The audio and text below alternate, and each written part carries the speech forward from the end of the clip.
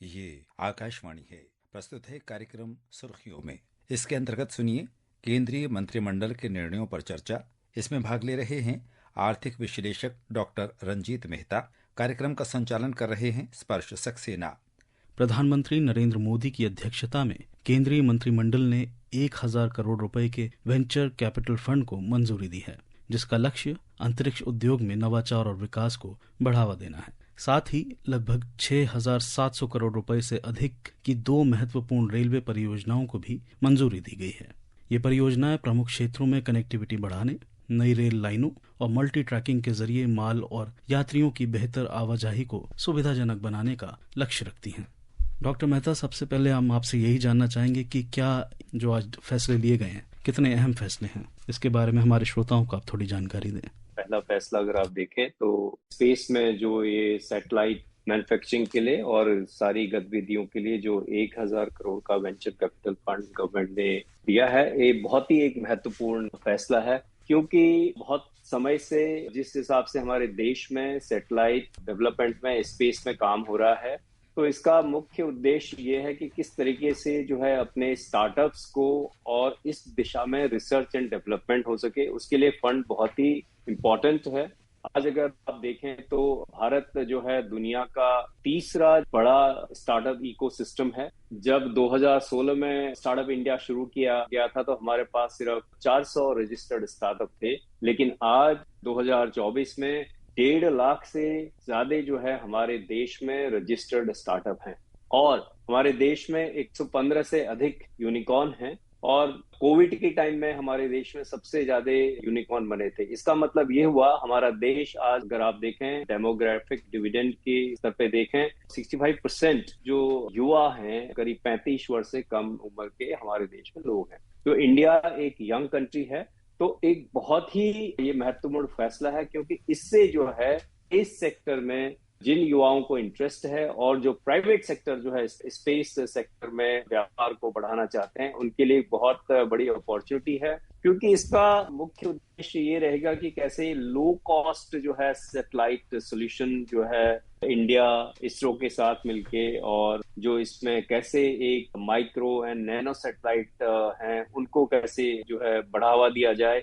इसमें कई सारे ऐसे क्षेत्र हैं जैसे जिसमें डिमांड बहुत बढ़ रही है ये सैटेलाइट मैन्युफैक्चरिंग में, तो प्राइवेट सेक्टर का पार्टिसिपेशन बहुत जरूरी है।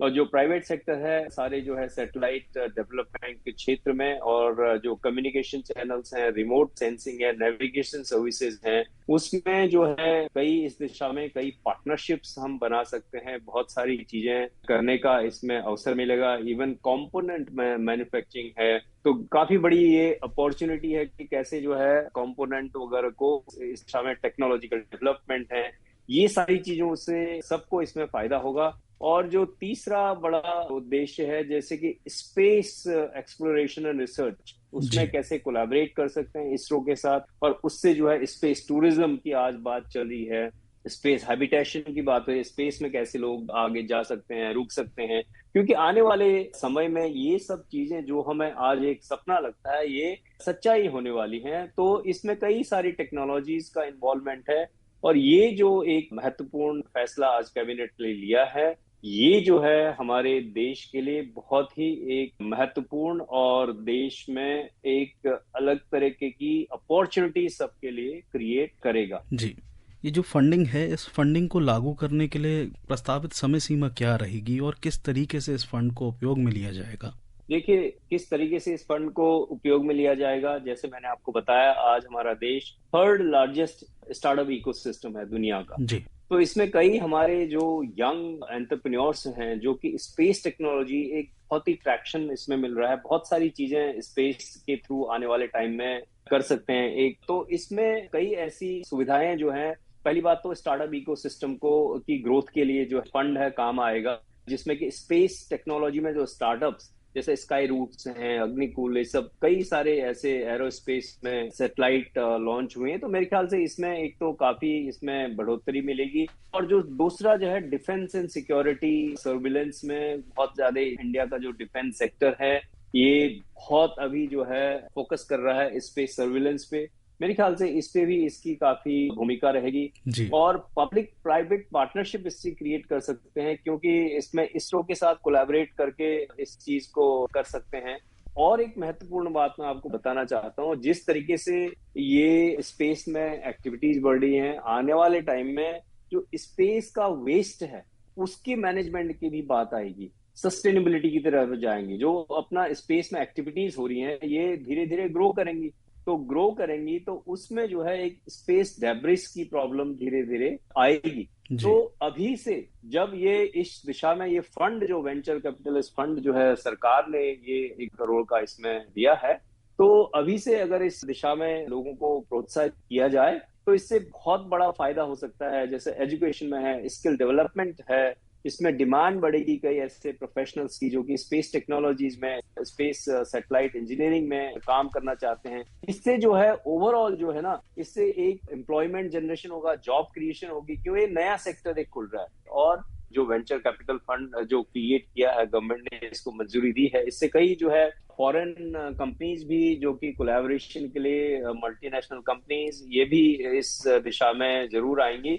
ओवरऑल जो है एक टेक्नोलॉजिकल एडवांसमेंट पूरे देश में होगा।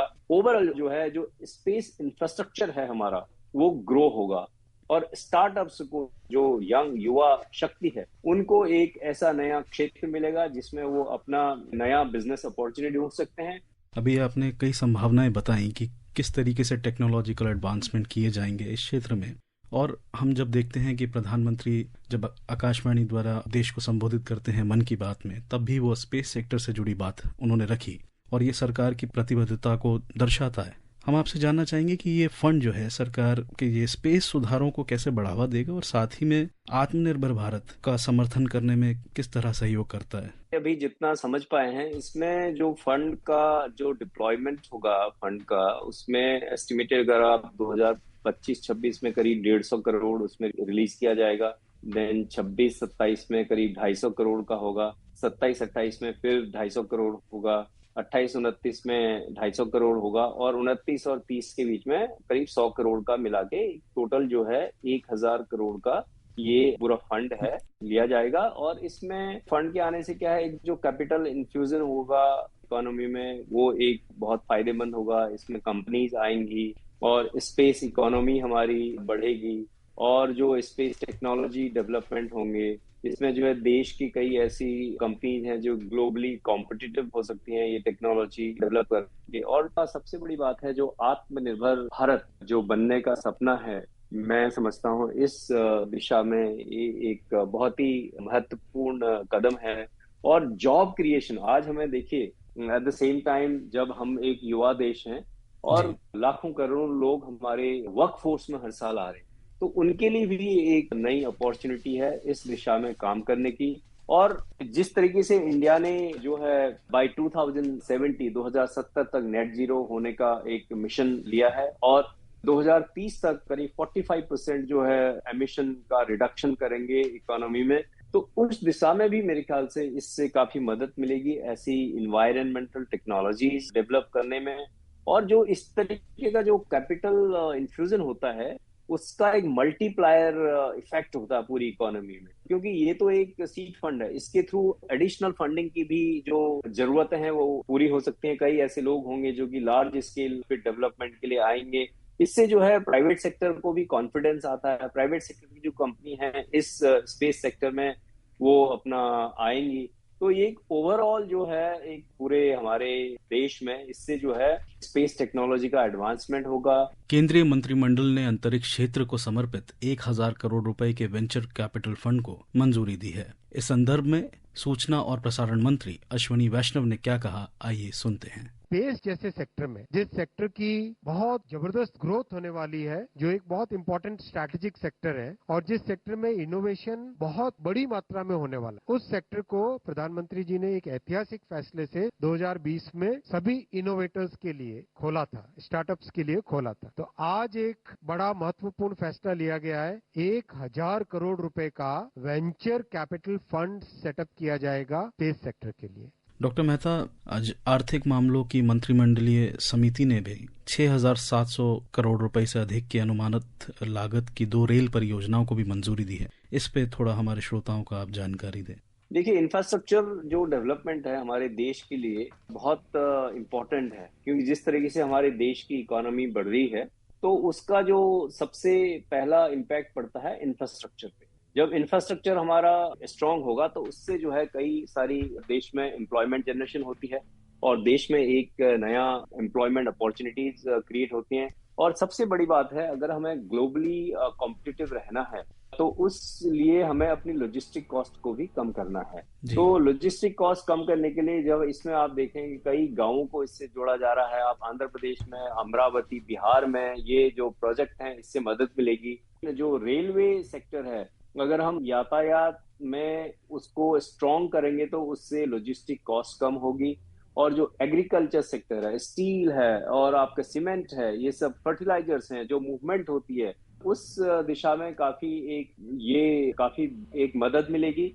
और जिससे एक तो लॉजिस्टिक कॉस्ट तो कम होगी, उससे जॉब क्रिएशन होगा। जब 6,700 करोड़ की जो परियोजना आज रेलवे सेक्टर में कैबिनेट ने क्लियर करी है, जिसका मेन इन्वेस्टमेंट रहेगा आपके अमरावती और बिहार, आंध्र प्रदेश और बिहार में रहेगा, और उससे जो है ओवरऑल एक बहुत बड़ा इंडस्ट्री को फायदा होगा, एक इम्प्रूव्ड इंफ्रास्ट्रक्चर मिलेगा, लॉजिस्टिक कॉस्ट कम होगी और एफिशिएंसी बढ़ेगी, और एक इंडस्ट्रियल हब्स को और रिमोट एरियाज के बीच में एक कनेक्शन बढ़ेगा। तो जिससे जो है ओवरऑल एक इकोनॉमिक ग्रोथ होगी, क्योंकि मार्केट एक्सेस मिलेगा। क्योंकि एग्रीकल्चर का ये प्रोडक्ट्स हैं, जैसे स्मॉलर टाउन है, छोटे टाउन हैं, तो उनको जो है काफी बूस्ट मिलेगा, लोकल इकोनॉमीज को इससे बूस्ट मिलेगा। तो इससे एक इम्प्रूव एक्सेसिबिलिटी होगी, क्योंकि आप वहां तक जा सकते हैं, मार्केट तक आसानी से ले जा सकते हैं। कई जगहों पे जो लॉजिस्टिक हब्स हैं वो क्रिएट किए जा सकते हैं। और जब भी जहां जहां इंफ्रास्ट्रक्चर डेवलपमेंट होता है, चाहे रेल हो, रोड हो, स्पेशली रेल ट्रांसपोर्ट जब होता है तो फ्यूल एफिशिएंट होता है।